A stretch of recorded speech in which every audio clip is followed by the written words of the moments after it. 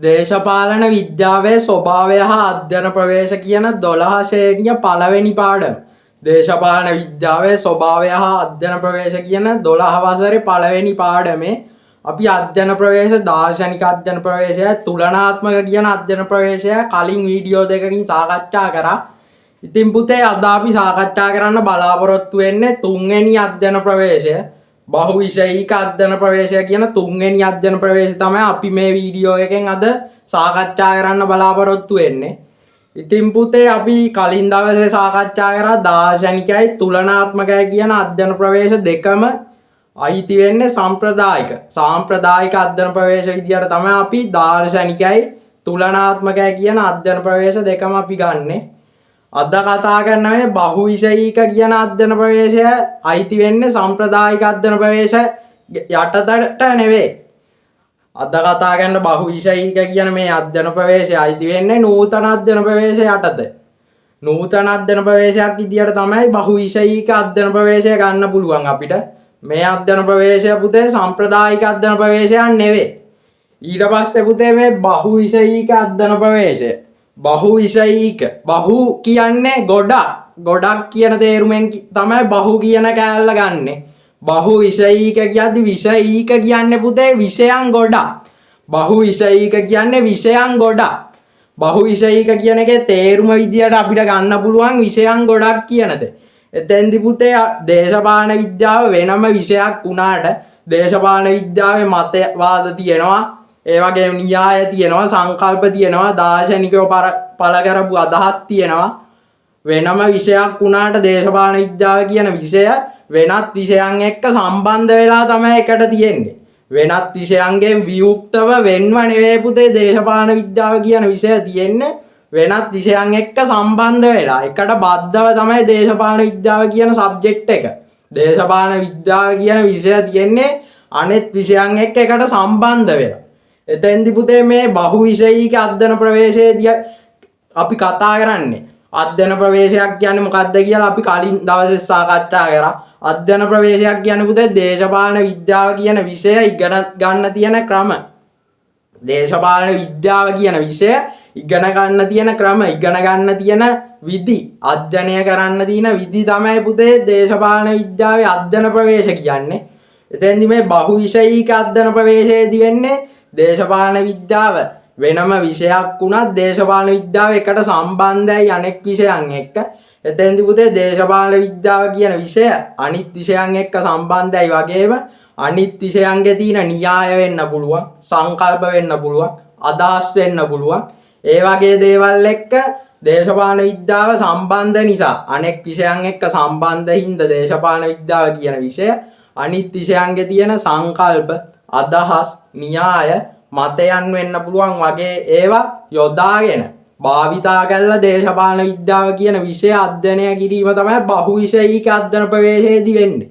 දේශපාලන විද්‍යාව කියන විෂය සම්බන්ධයි අනික් විෂයන් එක්ක. එතෙන්දි ගත්තාම මේ අනෙක් විෂයන් එක්ක දේශපාලන විද්‍යාව කියන විෂය සම්බන්ධ හින්දා දේශපාලන විද්‍යාව කියන විෂය අපි ඉගෙන ගද්දී අධ්‍යයනය කරද්දී අනික් විෂයන්ගේ තියෙන න්‍යාය, සංකල්ප, අදහස් වගේ දේවල් පාවිච්චි කරලා දේශපාලන විද්‍යාව අධ්‍යයනය කිරීම, දේශපාලන විද්‍යාව ඉගෙන ගැනීම තමයි බහුවිෂයික අධ්‍යයන ප්‍රවේශයේදී සිද්ධ වෙන්නේ. එතෙන්දි පුතේ දේශපාලන විද්‍යාවට සම්බන්ධ අනෙක් විෂයන් විදියට අපිට ගත්තොත් දේශපාලන විද්‍යාව අධ්‍යයනය කරන්න පාවිච්චි කරන දේශපාලන විද්‍යාව එක්ක සම්බන්ධ වෙලා තියෙන අනෙක් විෂයන් විදියට ගත්තොත් අපිට ගන්න පුළුවන් පුතේ ග්‍රීක යුගයේ පළවෙනියෙන්ම බිහි වෙලා තියෙන ග්‍රීක යුගයේ බිහි වෙච්ච දර්ශනවාදය කියන විෂය දේශපාලන විද්‍යාව එක්ක සම්බන්ධයි.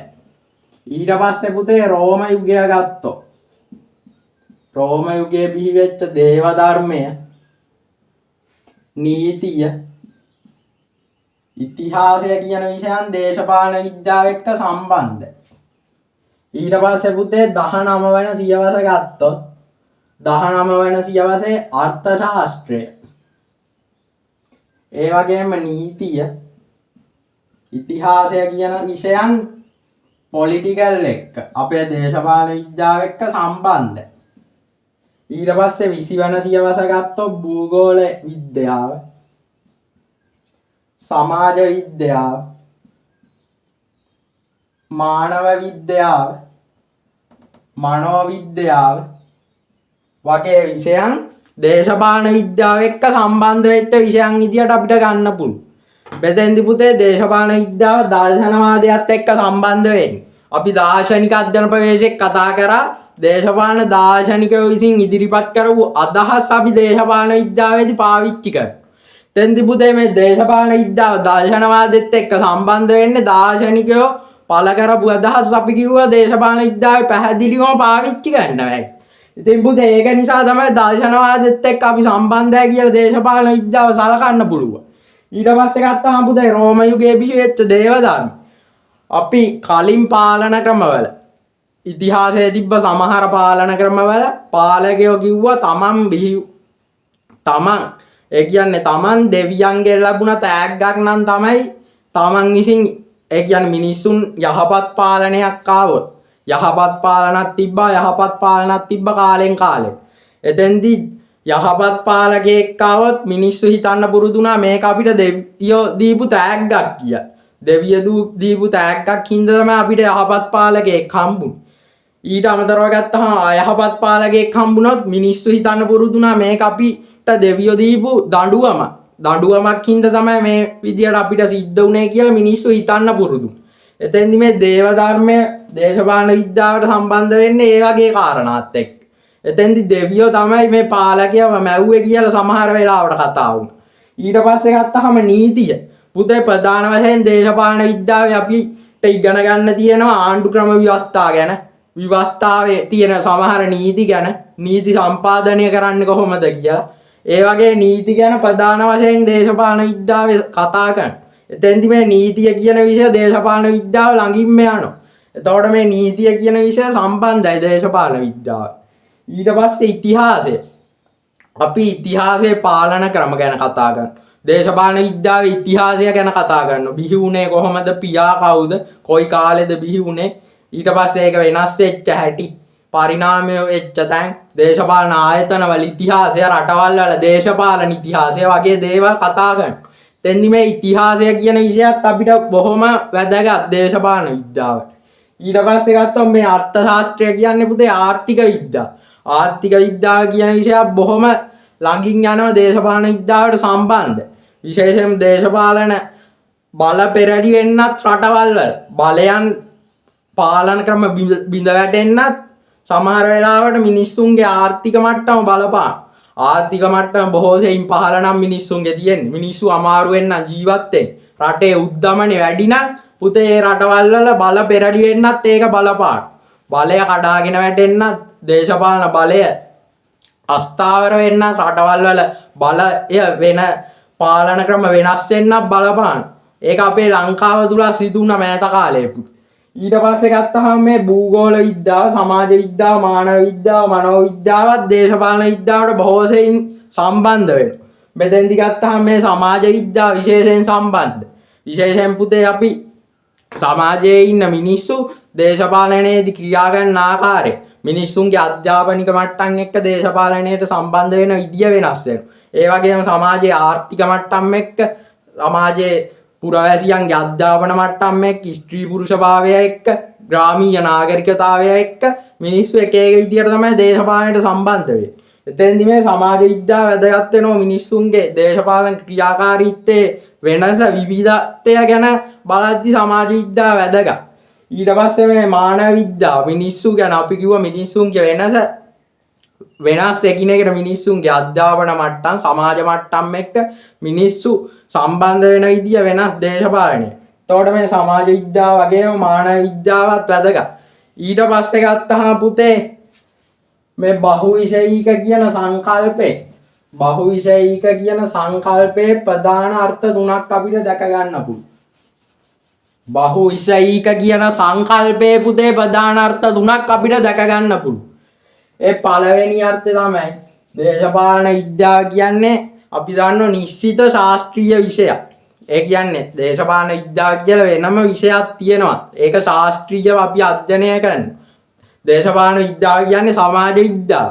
ඉතින් පුතේ දේශපාලන විද්‍යාව වෙනම විද්‍යාවක් වුණාට වෙනම ශාස්ත්‍රීය විෂයක් වුණාට දේශපාලන විද්‍යාව කියන විෂය සමාජයේ තියෙන අනික් පැතිත් එක්කත් සම්බන්ධයි. අපි කතා කර අනෙකුත් පැතිකඩත් එක්ක සම්බන්ධ වෙනවා. සමාජ පැතිකඩ එක්ක, ආගමික පැතිකඩ එක්ක, ඒ වගේ පැතිකඩයන් එක්කත් දේශපාලන විද්‍යාව කියන විෂය සම්බන්ධ වෙලා තියෙනවා. නිශ්චිත ශාස්ත්‍රීය විෂයක් වුවද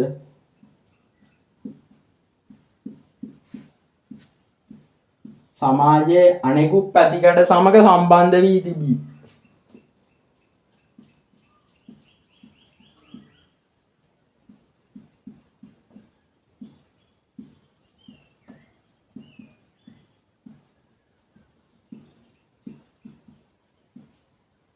සමාජයේ අනෙකුත් පැතිකඩ සමග සම්බන්ධ වී තිබී.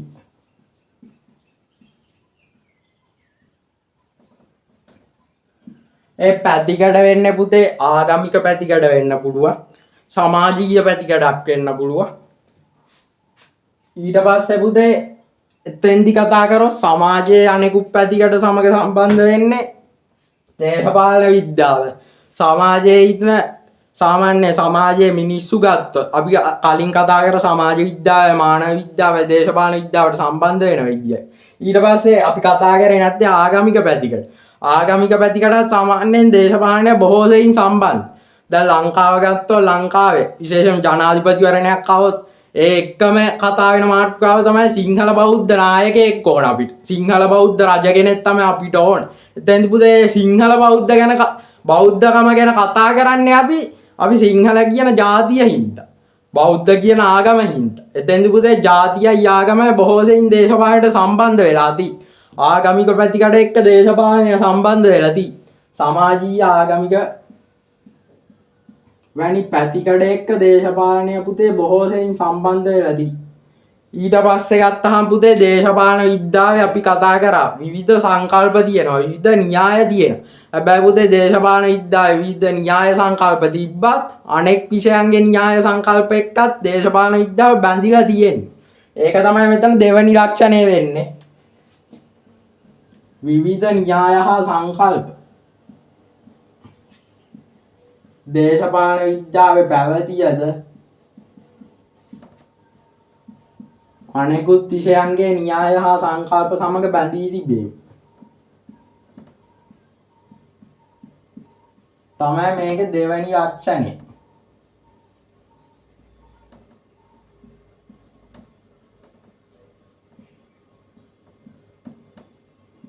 විවිධ න්‍යාය හා සංකල්ප දේශපාලන විද්‍යාවේ තිබ්බා. අනෙකුත් සබ්ජෙක්ට් වල අනෙකුත් විෂයන්ගේ න්‍යාය හා සංකල්ප සමග දේශපාලන විද්‍යාව බැඳිලා තියෙනවා. එතෙන්දි ගත්තාම අපිට ඒකට උදාහරණයක් විදියට ගන්න පුළුවන්. දැන් පුතේ ගණිතය කියන විෂයේ තියෙන විවිධ සංකල්ප පාවිච්චි කරලා තමයි අපි ඡන්දයක් තිබ්බහම මේ ඡන්දේ ප්‍රතිඵලය කියන්නේ.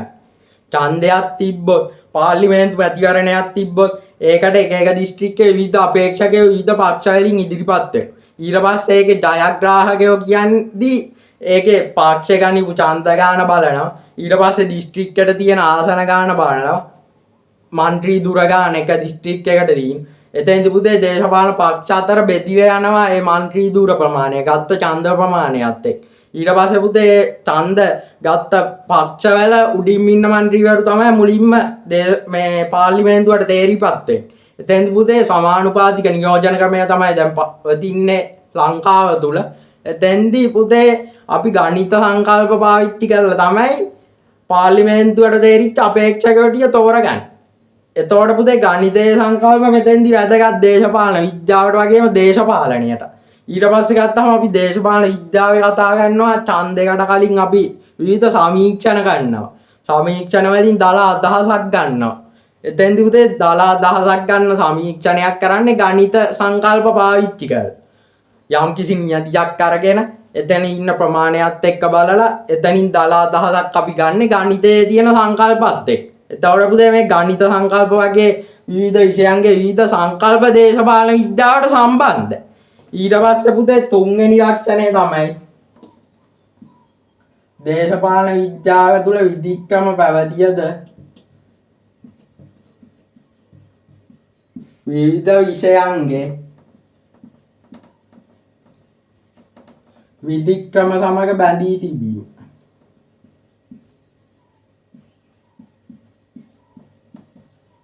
මේකට උදාහරණයක් ගන්න පුළුවන් පුතේ අපිට ඊළඟට කතා කරන්න තියෙන අර්ථශාස්ත්‍රීය ප්‍රවේශය, අධ්‍යයන ප්‍රවේශය හා සමාජ විද්‍යාත්මක අධ්‍යයන ප්‍රවේශය.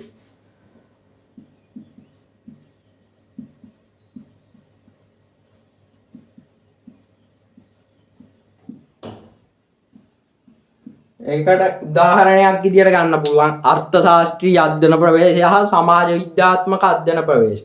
දැන් පුතේ අර්ථශාස්ත්‍රීය කියන අධ්‍යයන ප්‍රවේශය අපි ආර්ථික විද්‍යාවෙත් එක්ක තමයි ආර්ථික විද්‍යාවෙන් තමයි අපිට ඒ අධ්‍යයන ප්‍රවේශය දේශපාලන විද්‍යාවත් එක්ක සම්බන්ධ වෙන්නේ. සමාජ විද්‍යාත්මක අධ්‍යයන ප්‍රවේශය සම්බන්ධ වෙන්නේ සමාජ විද්‍යාවත් එක්ක.